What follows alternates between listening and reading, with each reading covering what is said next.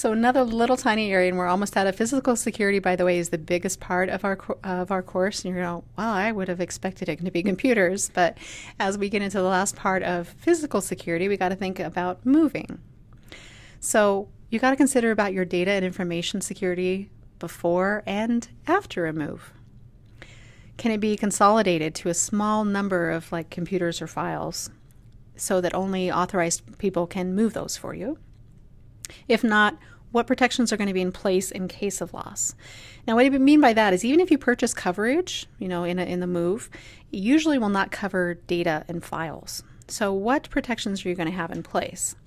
So thinking about file cabinets, one of the things you can do in a move is lock and seal. And we talk about sealing, we're talking about tamper-evident tape, for example, because then you can, see if there's a breach.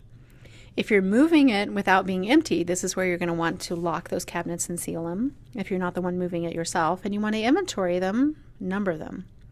The reason why is you want to make sure when they arrive that you can verify that all of them arrived that you expected and all the seals are intact. If not, then you know about this breach or this risk, this thing that happened maybe during the move, not months or weeks or years later. You're going to know about it right then and you can take action.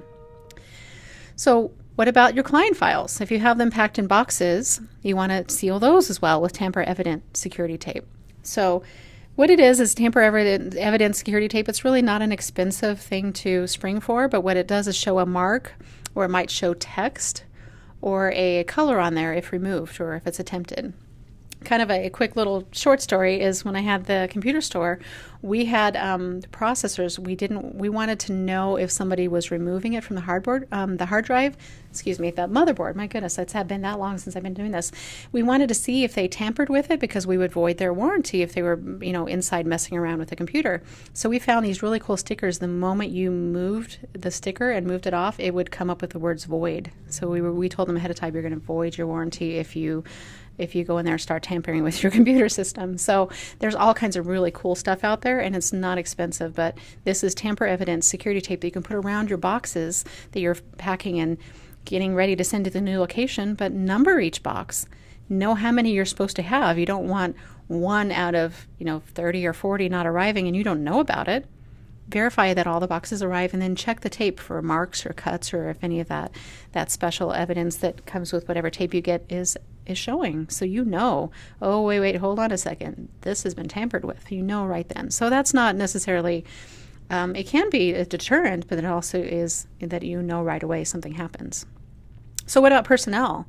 Sensitive information should only be packed by authorized personnel that you want to handle that information.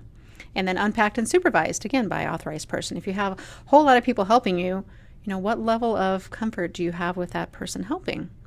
Once it's unpacked, again, this needs to be supervised or authorized as to, where is it going, immediately securing it in the new facility. Is it to be in a home of this file cabinet that's locked on this particular, office?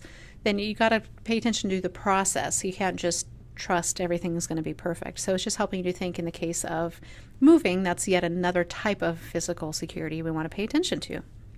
The last one of physical security has to do with emergencies and planning for danger. And you're like, well, that, it's not really that we can safeguard in the normal way, but this is more, once we think of that contingency plan, then it does help to kind of lead to how we can fix things. But fires, natural disasters, bad things can occur. And we see those happening at various points across our country. We had a really rough year weather-wise, and all these hurricanes and bad things that were happening, it affects the county offices. If we close our eyes and pretend it won't happen to us, that's not a really good approach. What we have to do is say, it could happen. Look at your own area and say, what are my risks in my area? Creating a plan really is the best protection in this case. And you want to do this before the emergency arises, because when an emergency arises, it's not a great time. Kind of a little side note, one of the things that I do in my personal life is I volunteer for search and rescue, and I've had opportunity to be part of an emergency operations center and see when, we had a wildfire in our area, and things are crazy. It's not nice and calm, and you have all the time in the world to start planning out what you're going to do about it. It's happening. So before an emergency arises is the perfect place to plan out, what am I going to do? So let's say you're located in a floodplain zone. Well, what is your procedure to safeguard that information? What are you going to do if it starts flooding your building? Let's say you're on the lower level. You can say, I'm going to move this to a second floor, and you've already, made that plan and that contingency. You know what to do if that should happen. That's so much easier than going, well, that second level is occupied by this other person, and I didn't get permission. I don't know how to contact him, and we're being flooded. What do we do? You've already made the plan, and you already know what to do if you've addressed that as a risk. Basically, proper planning in any way allows consideration for safety requirements as well. It provides a means to implement those safeguards ahead of any disruption of business and not right in the middle of a disaster. When you create a contingency plan, of course, the best way that it is a plan is not just put all that thought and effort into it now and say, yep, this is going to be what I do. Put it down in writing. How are you going to share this with a staff member? Heaven forbid that you are away on a conference during that one moment when this happens. Does your staff know what they're to do in the case of emergency? Do you have this plan in writing, or is it just in your head? It's kind of not as great of a plan if it's not written down. So we really recommend put that in writing. And it doesn't, again, matter. It doesn't have to be something beautiful and fluffy and, color. And it's just have you written it down. What is your contingency plan? So that way you can share it. And, in those moments in the heat of when things are going south, you want to have something that's easy to retrieve as well. So with that contingency plan, say who is authorized to take those emergency actions. Is it you or somebody that can act on your behalf? Who is that authorized person? And how will they access those data resources? So, what are we going to do if we have the whole server located in our server room, and that's what we're worried about? How are they going to access it? What are we going to do to help put procedures in place? They may have to move it in order to protect it. What are they going to do in case of an emergency, and how can they help us to safeguard that information? What critical processing must actually be performed if your business is disrupted? So think about that too. Okay, what if I had this particular kind of disruption? What must we still do in order to continue going on? Is there certain tasks or things that you still have to do that are really, really critical? And have you planned for those? What are you going to do about that? So you want to have a plan in place to protect electronic or physical, hard copy, that's like paperwork. You got to have plans in place to protect that information. And you have to know who are the ones that you want to authorize to recover or restore that data. So maybe, like in our office, it may be myself, my IT guy, my office manager, but I may not want the general office intern to have access to and know how to do all that, because, each one of these elements, we want to say, what is our plan? And what would we do in this event if it should happen? If you have a system, after disruption or a failure, who's the one that's going to be the one who has access to restore that for you, recover it for you? Because a disruption can happen during these events as well.